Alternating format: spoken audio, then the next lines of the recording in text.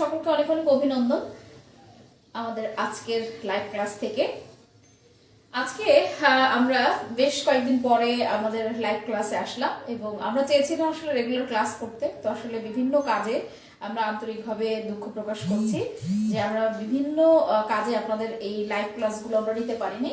তো আজকে আমরা যদি আমাদের বোর্ডটা একটু লক্ষ্য করি তাহলে বুঝতেই পারবো যে আমরা আজকে এশিয়া মহাদেশ পরিচিতি পড়ব এবং আমি আপনাদের গত যে ক্লাসটায় বিভিন্ন গুরুত্বপূর্ণ টপিক আলোচনা করেছিলাম সেখানে নিশ্চয়ই আপনাদের মনে আছে আমি বলেছিলাম যে অঞ্চল পরিচিতি থেকে আমার কি থাকবে, মাস্ট বি আমাকে 1 নম্বর বা 2 নম্বর কিন্তু আমাকে অ্যান্সার করতে হবে। এবং যেহেতু আমি এশিয়া মহাদেশের অধিবাসী তাই অবশ্যই আমাকে কি এশিয়া মহাদেশ থেকে কিন্তু আমাকে 1 নম্বর কি করতে হবে, আমাকে 1 নম্বর কিন্তু অ্যান্সার করতে হবে। তো আমরা একটু সবাই আমাদের লাইভ একটু জয়েন করুন এবং আপনারা যারা আমার এই ক্লাসটা করছেন তারা আপনারা যেটা করবেন সেটা হচ্ছে এই লাইভটা একটু শেয়ার করবেন। কাইন্ডলি লাইভটা একটু শেয়ার করলে আমাদের এই ক্লাসটা বিভিন্ন জায়গায় পৌঁছে যাবে এবং আমরাও চাই যে আমাদের এই পেজটার একটু পপুলারিটি বাড়ুক। তার কারণ হচ্ছে যদি অধিক সংখ্যক এখানে আমাদের ফলোয়ার থাকে আমরা কিন্তু আরো একটু অনুপ্রাণিত হব বা উৎসাহিত হব।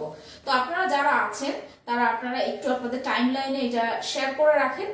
প্রয়োজন হলে পরবর্তীতে আপনারা এই ক্লাসগুলো থেকে আপনারা সেভ করা থাকলে আপনারা পরে আবার দেখতে পারবেন অথবা শেয়ার করা থাকলে আপনাদের বন্ধু বান্ধবরা দেখতে পারবে এবং আপনারা বিভিন্ন সময় কিন্তু আপনারা এই যে পোস্টগুলো আছে প্রয়োজন হয় পরে অ্যাডমিশন টেস্টের পরে আপনারা আবার ডিলিট করে দিবেন, কিন্তু এখন যদি আপনারা জাস্ট এটা টাইমলাইনে একটু রাখেন আমাদের এটা রিচ ও বাড়বে এবং যেটা হবে আপনাদের আশেপাশে যারা বন্ধু বান্ধব আছে উপকৃত হবে। তো আমরা একটু বেসিক আলোচনাটা করে নিই। দেখেন, এশীয় মহাদেশ আপনারা জানেন এটা হচ্ছে আমাদের সবচেয়ে পৃথিবীতে সবচেয়ে বড় মহাদেশ। এখন আমরা আগে দেখেছি যে খুব সহজ প্রশ্ন ঢাকা বিশ্ববিদ্যালয়ের বিডিতে কিন্তু বিশেষ করে ডি ইউনিটে একটু সহজ প্রশ্ন হতো, ডি ইউনিটে একটু কঠিন প্রশ্ন আমরা দেখতাম। তার মধ্যেও আমরা দেখতাম যে ছোট মহাদেশ বড় মহাদেশ বা কোন মহাদেশের ছোট দেশ কোনটি, কোন মহাদেশের বড় দেশ কোনটি, এই ধরনের প্রশ্ন থাকতো। তো এখন কিন্তু প্রশ্ন কিন্তু একটু ভিন্ন রকমের হয়ে গেছে। তো আমরা কয়েকটা জায়গায় একটু হাইলাইট করব আজকে। যে প্রথমত এই যে এশিয়া মহাদেশ আমরা জানি সবচেয়ে বড় মহাদেশ এবং এই যে এশিয়া মহাদেশ ধারণা করা হয় যে এই এশিয়া মহাদেশে প্রায় 430 কোটির উপরে মানুষ বসবাস করে এবং এটার প্রায় 10% এবং স্থল এবং পৃথিবীর যে পুরা যে স্থলভাগ প্রায় 10% হচ্ছে এশিয়ার মধ্যে এবং যে জলজ ভাগ তার প্রায় 30% হচ্ছে এই এশিয়া মহাদেশের মধ্যে। তো আমরা যদি একটু লক্ষ্য করি এই যে আমরা একটা লাইন লিখেছি যে এই এশিয়া মহাদেশের পূর্বে কি আছে, এশিয়া মহাদেশের পূর্বে আছে প্রশান্ত মহাসাগর। একটু মনে রাখবেন যারা আপনারা ভর্তি পরীক্ষা দিচ্ছেন অথবা বিসিএস পরীক্ষা দিচ্ছেন এই যে অবস্থানগুলো বর্তমান সময়ে এটা খুবই জরুরি। আপনি যদি আপনার এশিয়া মহাদেশের অবস্থানটা না বুঝতে পারেন তাহলে কিন্তু আপনি এখানে আসলে নিজেকে অনেকটা দুর্বল একজন ক্যান্ডিডেট হিসেবে প্রতিপন্ন হবেন। একটু দেখি, দক্ষিণে আছে ভারত মহাসাগর এবং উত্তরে আছে উত্তর মহাসাগর। এই তিনটা জিনিস যদি আপনি একটু মাথায় রাখেন অন্যান্য মহাদেশ পরিচিতি যখন আপনি পড়বেন তখন কিন্তু আপনার কাছে এই কাজগুলো অনেক ইজি হয়ে যাবে। দেখেন, এশিয়া মহাদেশের পূর্বে আছে প্রশান্ত মহাসাগর, দক্ষিণে ভারত মহাসাগর এবং উত্তরে রয়েছে উত্তর মহাসাগর। এখন আজকের যে প্রশ্ন আসার যে জায়গাটা সেটা কিন্তু বেসিক্যালি এটা না। দেখেন, এই যে এশিয়া মহাদেশের কেবলই সংযুক্ত দুটি মহাদেশ রয়েছে, এই সংযুক্ত মহাদেশ দুটো কি, একটি হচ্ছে ইউরোপ মহাদেশ, একটি হচ্ছে ইউরোপ, আরেকটি হচ্ছে আফ্রিকা। আমরা জানি এই আফ্রিকা এবং ইউরোপের সাথে আমাদের কি রয়েছে, এশিয়ার সীমানা রয়েছে। দেখেন, আমরা যদি একটু লক্ষ্য করি এই যে আমি পাশে দুটো বক্স করে রেখেছি, ইউরোপ থেকে কোন কোন নদী পর্বত বা সাগর আমাদের এশিয়াকে পৃথক করেছে। তো আমি ম্যাপ এঁকে কিন্তু এটাকে পড়াবো, কিন্তু এখন জাস্ট আমরা একটা প্রাথমিক আলোচনা করছি কারণ আমরা এশিয়ার বিভিন্ন দেশ নিয়ে আজকে আলোচনা করব, বিভিন্ন যে অঞ্চলগুলো নিয়ে আলোচনা করব। এই ইউরোপ মহাদেশকে আমাদের এশিয়া থেকে পৃথক করে প্রথমত ইউরাল পর্বত, ইউরাল নদী, কাস্পিয়ান সাগর এবং কৃষ্ণ সাগর, ভূমধ্য সাগর। একটু লক্ষ্য করি যে এশিয়ার যে একদম সর্বস্বীকৃত সীমানা যাকে বলা হয় তারা হচ্ছে লোহিত সাগর, সুয়েজ খাল এবং ইউরাল পর্বত। এই তিনটাকে হচ্ছে একদম সর্বজন স্বীকৃত সীমানা বলা হয়। এবার একটু লক্ষ্য করি যে আফ্রিকা থেকে সরি ইউরোপ থেকে এশিয়াকে পৃথক করেছে ইউরাল নদী, ইউরাল পর্বত, কাস্পিয়ান সাগর, কৃষ্ণ সাগর, ভূমধ্য সাগর। আফ্রিকা থেকে আসলে কে পৃথক করেছে? আফ্রিকা থেকে এই লোহিত সাগর এবং সুয়েজ খাল এশিয়া মহাদেশকে পৃথক করেছে। এবার আমরা এতটুকু জানার পরে আমরা যে কাজটা করব সেটি হচ্ছে আমাদের এই যে যে এশিয়া মহাদেশের মধ্যে যে বিভিন্ন দেশগুলো রয়েছে এই দেশগুলো সম্পর্কে আমরা আজকে জানবো। এবং আমরা যেমন বাংলাদেশের পূর্বে কি আছে, পশ্চিমে কি আছে এটা জেনেছি, ঠিক তেমনি আমাদের এই যে এশিয়া মহাদেশের পূর্ব এশিয়া বা দক্ষিণ এশিয়া কোথায় কোন জায়গাগুলো আছে সেটা আমরা আজকে একটু জানবো। তো যেহেতু আমরা দক্ষিণ এশিয়ার অধিবাসী, তো দক্ষিণ এশিয়া সম্পর্কে আমরা একটু জেনে নিব। সেই সাথে বিশেষ যে অঞ্চলগুলো, এই অঞ্চলে যদি আমাদের কোনো স্পেসিফিক অঞ্চলে যদি কোনো সংগঠন থাকে তাহলে সেই সংগঠনটা নিয়েও কিন্তু আমরা আজকে একটু আলোচনা করে যাব। তো আমরা একটু লক্ষ্য করি, আজকে আমরা দক্ষিণ এশিয়া সম্পর্কে সবার আগে শিখি। দক্ষিণ এশিয়া, আপনি মনে রাখবেন এই দক্ষিণ এশিয়ার দেশগুলোকে কিন্তু কেন্দ্র করে আমাদের প্রশ্ন বেশি থাকবে। দক্ষিণ এশিয়ার দেশগুলোকে কেন্দ্র করে প্রশ্ন বেশি থাকবে, তার কারণ হচ্ছে এরা আপনার প্রতিবেশী রাষ্ট্র। একটু লক্ষ্য করি, দক্ষিণ এশিয়ার দেশগুলো আমরা সবাই জানি 8টা দেশ আছে, কিন্তু অনেক সময় কি হয় এই দেশগুলো আমরা চট করে মনে রাখতে পারি না। তো আমরা একটু একটা টেকনিক লিখি, নিপা এমবিবিএস পড়ে। দেখেন তো আমরা 8টা ওয়ার্ড পেলাম কিনা। নিপা এমবিবিএস পড়ে। এবার আপনি খুব ইজিলি আপনি এখান থেকে বের করতে পারবেন। এনতে নেপাল, আইতে ইন্ডিয়া, পিতে পাকিস্তান,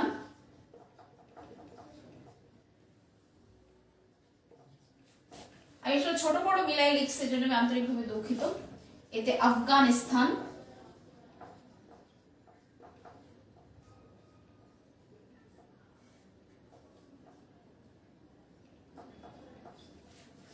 এরপরে দেখেন এমতে হচ্ছে মালদ্বীপস,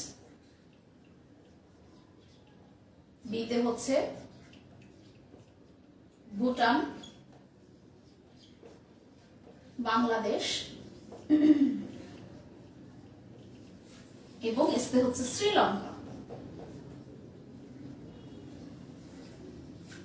একটু লক্ষ্য করি, আমরা যদি একটু লক্ষ্য করি যে আসলে এই যে যে 8টি দেশ খুব সহজে দেখেন আপনি মনে রাখতে পারবেন। নিপা এমবিবিএস পড়ে। এখন অনেকেই আছে যে এই 8টি দেশের নাম সে জানে, কিন্তু পরীক্ষার হলে তাকে যখন কোশ্চেন করা হয় তখন খুব একটু মানে টেনশনে এগুলো আপনারা ভুলে যান। তো নিপা এমবিবিএস পড়ে। এতে হচ্ছে নেপাল, আইতে ইন্ডিয়া, বিতে পাকিস্তান, এতে আফগানিস্তান, এতে মালদ্বীপস, বিতে ভুটান, বিতে বাংলাদেশ এবং এসতে হচ্ছে শ্রীলঙ্কা। এখন কথা হচ্ছে আমাদের সেই দিন কিন্তু চলে গেছে যে নিচের কোন দেশটি দক্ষিণ এশিয়ার দেশ, নিচের কোন দেশটি দক্ষিণ এশিয়ার দেশ। এই ধরনের প্রশ্ন কিন্তু এখন খুব কম আসে, আমি আপনাদের নিরাশ করছি। এই ধরনের প্রশ্ন কি আসে? কম আসে। এবার প্রশ্ন তাহলে কোথা থেকে আসবে? আপনার মনে প্রশ্ন হতে পারে যে আসলে প্রশ্ন কি আসতে পারে। একটু মাথায় রাখবেন, আমরা যখন আমাদের সাম্প্রতিক তথ্যগুলি পড়বো, তখন একটু লক্ষ্য করব এই যে যে আমাদের যে 8টি দেশ দক্ষিণ এশিয়ার মধ্যে আছে এই দেশগুলো কিন্তু কি আমাদের জন্য একটু গুরুত্ব বেশি বহন করবে। আমাদের যে পার্শ্ববর্তী মানে প্রতিবেশী দেশগুলো, আপনাকে লক্ষ্য রাখতে হবে এই প্রতিবেশী দেশগুলোর কোথাও নির্বাচন হলো কিনা, কোনো বিশেষ ঘটনা সেখানে ঘটলো কিনা, বা কোনো বিশেষ তথ্য তাদের সম্পর্কে আমি পাচ্ছি কিনা। এবার আমি যদি একটু লক্ষ্য করি এই 8টি দেশ একটি সুতোয় গাঁথা আছে, সেই সুতোটির নাম হচ্ছে সার্ক। আপনারা সবাই সার্কের নাম শুনেছেন, আমি এটাকে এখন মুছে দিচ্ছি। দক্ষিণ এশিয়া আমরা মনে রাখবো নিপা এমবিবিএস পড়ে। এবং এই দক্ষিণ এশিয়ার যে 8টি দেশ আছে এই 8টি দেশ একটি সংগঠনের মাধ্যমে সবাই একত্রিত হয়ে আছে, তার নাম হচ্ছে সার্ক। এখন আমরা এই সার্ক নিয়ে একটু আলোচনা করব। দেখেন আমরা জানি যে বাংলাদেশের যে কোশ্চেন হয় এই কোশ্চেনগুলো কিন্তু কিছুটা রাজনৈতিক প্রেক্ষাপটের উপর হয়। আপনারা জানেন যে এই সার্ক কিন্তু প্রতিষ্ঠিত হয় 1985 সালে এবং এই সার্কের যিনি প্রস্তাবক ছিলেন তিনি হচ্ছেন শহীদ president Ziaur Rahman.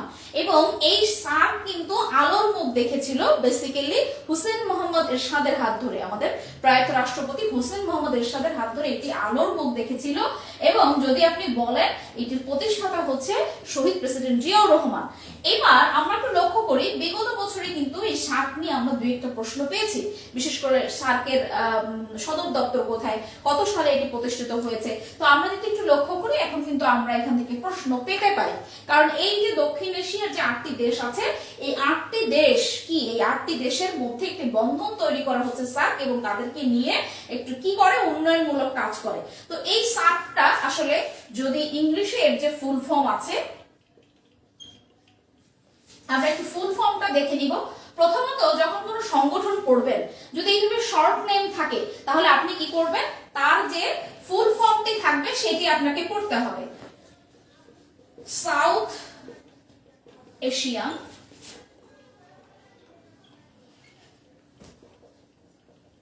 Association for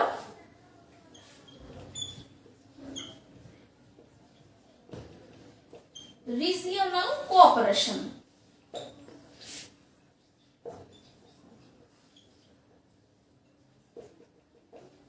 দেখেন দক্ষিণ এশিয়া শিখলাম, নিপা এমবিবিএস পড়ে নামগুলো শিখলাম।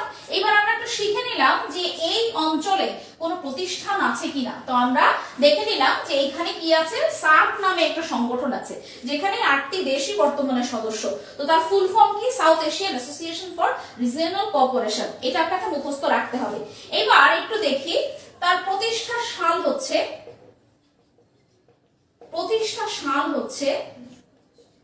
1985 সাল। একটু মনে রাখবেন যখন কোন সংগঠন পড়বেন তার প্রতিষ্ঠা সাল পড়বেন। এবং এই সংগঠনটির প্রতিষ্ঠাকালীন সদস্য কতটি ছিল, প্রতিষ্ঠাকালীন সদস্য সংখ্যা কতটি ছিল, পড়তে পারলে ভালো। প্রতিষ্ঠাকালীন সদস্য সংখ্যা কত ছিল, সেটি হচ্ছে 7টি। এরপরে আমরা যদি লক্ষ্য করি এখন বর্তমান সদস্য কতটি, বর্তমান সদস্য হচ্ছে 8টি দেশ। এবং এর সদর দপ্তর কোথায় আপনারা মনে রাখবেন, এখানে যে দেশটি শুরুতে সদস্য ছিল না সে হচ্ছে আফগানিস্তান এবং সর্বশেষ দেশ হচ্ছে আফগানিস্তান।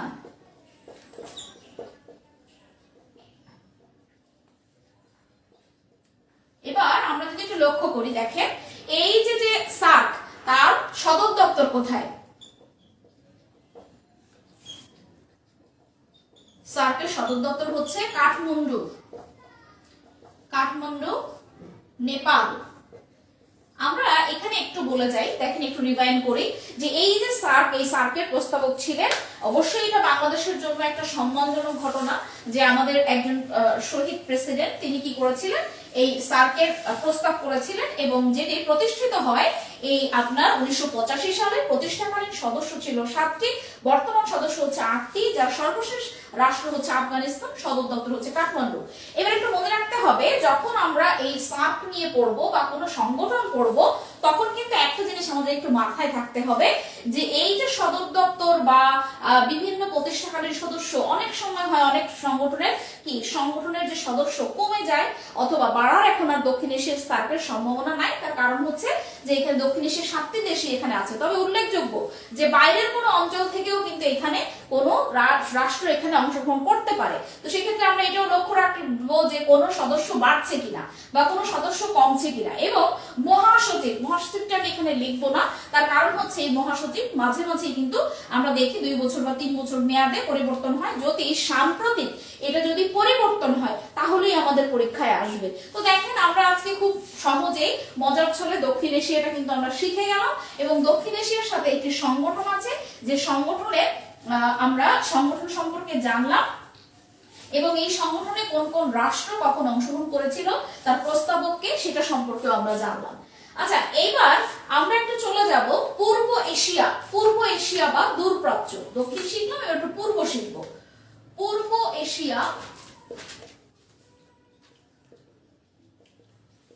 এশিয়া বা দূরপ্রাচ্য। প্রথমত একটু আমরা জানার চেষ্টা করি যে আসলে একে দূরপ্রাচ্য কেন বলা হয়। আপনারা একটু খেয়াল করেছেন কিনা আমি জানি না, যে এই যে আমাদের এশিয়ার মধ্যে কিছু দেশ আছে যেমন চীন, জাপান, দুই কোরিয়া, লক্ষ্য করেছেন এরা কখনোই কারো সংস্কৃতিকে এরা গ্রহণ করে না। এরা যার যার নিজের সংস্কৃতিতে এরা খুবই বিশ্বাসী এবং শ্রদ্ধাশীল তাদের সংস্কৃতির উপর। তাদের ধারণা যে এই পৃথিবীতে তাদের সংস্কৃতিটাই হচ্ছে কি সবচেয়ে ভালো বা বেস্ট। তো এরা কখনোই অন্যের সংস্কৃতি দ্বারা প্রভাবিত হয় না। এবং এই দেশগুলোর মোটামুটি যে কয়েকটি দেশের নিয়ে আমরা আজকে আলোচনা করব, এই দেশগুলা মোটামুটি একই ধরনের, এদের কালচার, খাওয়া দাওয়া, পোশাক আশাক প্রায় কাছাকাছি। এবং এরা এদের নিজের খাদ্য থেকে শুরু করে নিজের পোশাকটি পর্যন্ত এরা নিজেরা তৈরির চেষ্টা করে। প্রয়োজনে এরা আপনাকে পণ্য সাপ্লাই দেয়। কিন্তু আপনি কি একটু লক্ষ্য করেছেন চীন, জাপান বা দুই কোরিয়া আসলে বাংলাদেশে অনেক পণ্য বিক্রি করে ঠিকই, আপনাদের কাছ থেকে কোনো পণ্য কিন্তু তারা তেমন বিশেষ কিছুই কিন্তু তারা নেয় না। এবার আমরা একটু টেকনিকের মাধ্যমে এই দূরপ্রাচ্যের দেশগুলোর নাম আমরা মনে রাখবো, একটা লাইন আমরা একটু লিখবো, যে লাইনটা দিয়ে আমি যদি কখনো বিসিএস এর ভাইভাও দিতে যাই, এই একটি লাইন দিয়ে আমি মনে রাখবো। আমাকে যদি প্রশ্ন করা হয় নিচের কোনটি দূরপ্রাচ্যের দেশ, অথবা আপনি মানচিত্রে একটু দেখিয়ে দেন যে দূরপ্রাচ্যের দেশ কোনগুলো, তো আমি একটা লাইন একটু লিখছি। উত্তর দক্ষিণে যাব তাই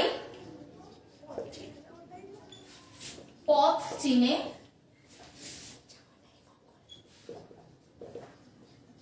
যাওয়াটাই মঙ্গল। দেখেন একটি লাইনের মধ্যে অনেকগুলো কিওয়ার্ড আছে, একটি লাইনের মধ্যে অনেকগুলো কিওয়ার্ড আছে। দেখেন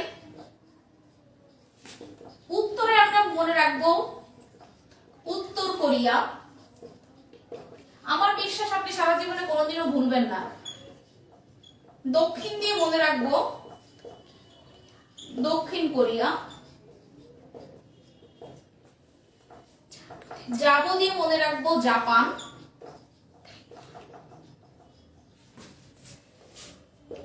তাইতে মনে রাখবো তাইওয়ান।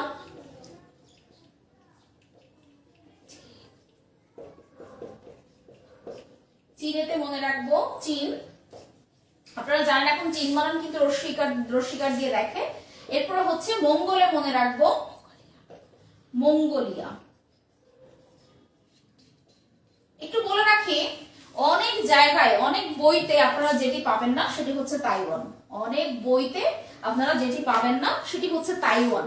এবার দেখেন এই তাইওয়ানকে কিন্তু চীনের অংশই মনে করে অনেকে।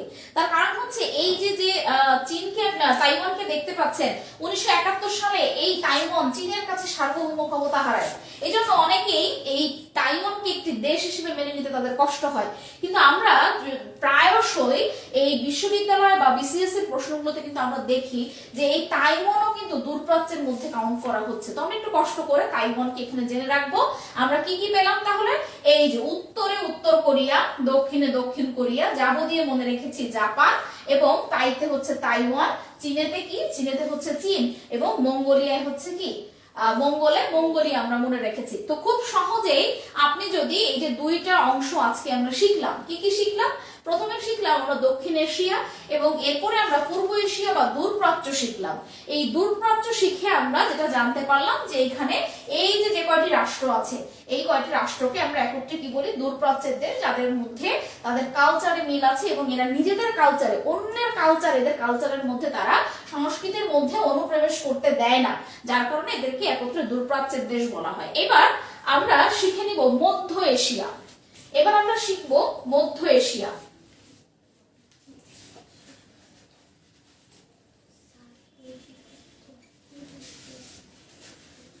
এবার আমরা শিখবো মধ্য এশিয়া। যারা এই মুহূর্তে ক্লাসটি করছেন, আপনারা আমাদের ক্লাসটা কাইন্ডলি শেয়ার করে দিতে পারেন। আপনারা আমাদের ক্লাসটা শেয়ার করলে আপনার আরো বন্ধু বান্ধব দেখবে, এবং আপনাদের অবশ্যই তারা উপকৃত হবে, এবং আপনাদের শেয়ার করলে আমাদের আস্তে আস্তে ধীরে ধীরে ফলোয়ার আরো বাড়বে। তো আমরা এবার শিখবো মধ্য এশিয়া। আমরা মোট দুইটা ক্লাসে ভাগ করে এশিয়া সম্পর্কে আমরা শিখবো। এবং একটা কথা হচ্ছে, অনেকেই আছে আমি জানি অনেক পড়েন, কিন্তু দেখা যায় এই সমস্ত দেশগুলো যখন একসাথে আসে তখন আপনারা কিন্তু আলাদা করতে পারেন না যে আসলে কোনটা কোন এশিয়ার মধ্যে পড়েছে এবং কোন দেশগুলো সম্পর্কে আমার জানা গুরুত্বপূর্ণ। যেমন এই যে একটু আগে আমরা কি পড়লাম, দূরপ্রাচ্যের দেশ। মনে রাখবেন মুদ্রা রাজধানী, মুদ্রা রাজধানী এই দূরপ্রাচ্যের দেশ থেকে বেশি আসে। আমরা একটা ছোট্ট করে একটা টেকনিক লিখবো, একটা এমন একটা ওয়ার্ড লিখবো যার কোনো মিনিং নাই। টাকা, তুকি, উ আ, এগুলো হচ্ছে এক একটা কিওয়ার্ড। টাকা, তুকি, উ আ। এখন এটা দিয়ে কি লিখতে পারি দেখেন, তাতে হচ্ছে তাজিকিস্তান,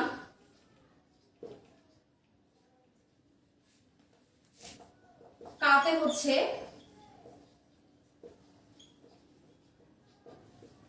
কাজাকিস্তান,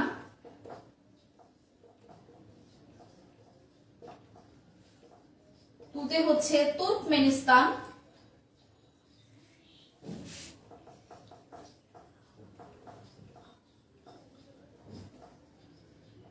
কিরগিজস্তান, কিতে হচ্ছে কিরগিজস্তান,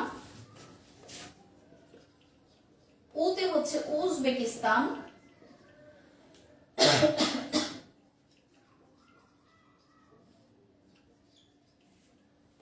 এবং আতে হচ্ছে আজারবাইজান।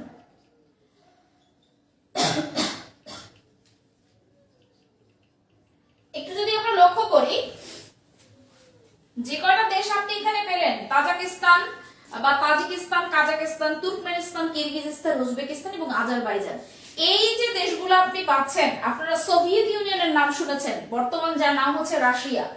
এই রাশিয়া যখন সোভিয়েত ইউনিয়ন থেকে ভেঙে যায় তখন এই রাষ্ট্রগুলো 1990 এর দশকে এই রাষ্ট্রগুলো স্বাধীন হয়ে যায়। এই রাষ্ট্রগুলো প্রত্যেকটাই একসময় কি ছিল, সোভিয়েত ইউনিয়নের উপনিবেশ ছিল। এই যে মধ্য এশিয়ার দেশ বলে আমরা যাকে এখন চিনছি, Tajikistan, Kazakhstan, Turkmenistan, Kyrgyzstan, Uzbekistan, Azerbaijan, এই দেশগুলো কি ছিল বলেন তো? এই দেশগুলো সোভিয়েত ইউনিয়নের উপনিবেশ ছিল। আবার বলছি, এই দেশগুলো সোভিয়েত ইউনিয়নের উপনিবেশ ছিল। এবার একটু লক্ষ্য রাখবেন এবং এখানে লিখে রাখবেন, এই দেশগুলো থেকে আপনার মুদ্রা রাজধানী, মুদ্রা রাজধানী খুবই গুরুত্বপূর্ণ, মুদ্রা রাজধানী। কারণ আপনি একটু যখন মুদ্রা রাজধানীগুলো দেখবেন, এদের মুদ্রা রাজধানীগুলো খুব অদ্ভুত এবং যেটাকে শুনলে যেমন ধরেন তেল আবিব, শ্যাকেল, আপনি বুঝতে পারছেন এর কোনটি মুদ্রা কোনটি রাজধানী। যেহেতু আজকে আমার মুদ্রা রাজধানী নিয়ে আলোচনা না, তাই আমি এটা নিয়ে কথা বলবো না। আমরা আবার একটু রিপিট করি, এই যে মধ্য এশিয়া আমরা পড়লাম, মধ্য এশিয়া কিভাবে মনে রাখতেছি, টাকা, তুকি, উ আ। কেন এই নামগুলো এত একসাথে আমরা মুখস্থ করতে পারবো না, তাই তাতে হচ্ছে তাজিকিস্তান, কাতে কাজাকিস্তান, তুর্কমেনিস্তান, কিরগিজস্তান, উজবেকিস্তান এবং আজারবাইজান। তো আমরা একটু শিখে নিলাম আজকে যে এই যে 1990 এর দশকের যখন সোভিয়েত ইউনিয়ন ভেঙে যায়, যখন সোভিয়েত ইউনিয়ন ভেঙে যায়, বর্তমান যে রাশিয়া, এই সোভিয়েত ইউনিয়ন যখন ভেঙে রাশিয়া তৈরি হয় তখন এই দেশগুলো তারা কি হয়, স্বাধীন দেশ হিসেবে পরিচিত হয়। এবং এরা মূলত ছিল এশিয়ারই দেশ, কিন্তু এরা একসময় কি ছিল, রাশিয়ার উপনিবেশ ছিল। সো যারা আমাদের এই ক্লাসগুলো আপনারা করছেন, তারা এই ক্লাসগুলো একটু সেভ করে রাখতে পারেন অথবা শেয়ার করে রাখতে পারেন, যাতে পরবর্তীতে এই ক্লাসগুলো আপনারা দেখতে পারেন। এবং আমাদের এই ক্লাসগুলো ধারাবাহিকভাবে চলবে। আপনারা যারা কোনো প্রবলেম থাকবে আপনারা আমাদের কমেন্টে লিখবেন, এবং কোন ধরনের ক্লাস হলে বা কোন বিষয় নিয়ে আপনারা ক্লাস করতে চান তারা আপনাদের আমাদের কমেন্ট সেকশনে লিখে রাখবেন।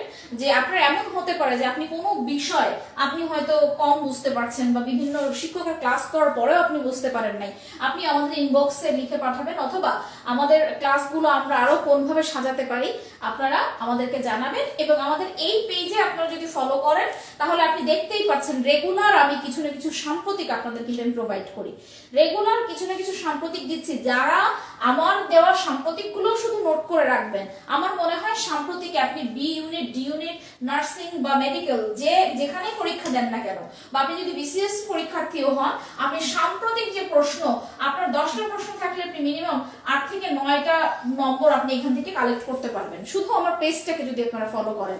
এবং আমরা বারবারই আপনাদের কাছে একটু অনুরোধ করছি যে আমাদের এই লাইভগুলো আপনারা কাইন্ডলি একটু শেয়ার করেন এবং আমাদের পরবর্তীতে আপনারা ধীরে ধীরে আরো ক্লাস পাবেন এবং আমরা চেষ্টা করব যখন আপনাদের পরীক্ষা একদম দোরগোড়ায় চলে আসবে তখন আপনাদের কিছু বাংলা, কিছু আইসিটি, কিছু ইংলিশ ক্লাস আপনাদের জন্য আমরা যাতে দেওয়া যায়। সো আপনারা ভালো থাকবেন, সুস্থ থাকবেন। আমাদের এই ক্লাসটা আজকে এই পর্যন্তই থাকবে। সকলকে অনেক অনেক ধন্যবাদ।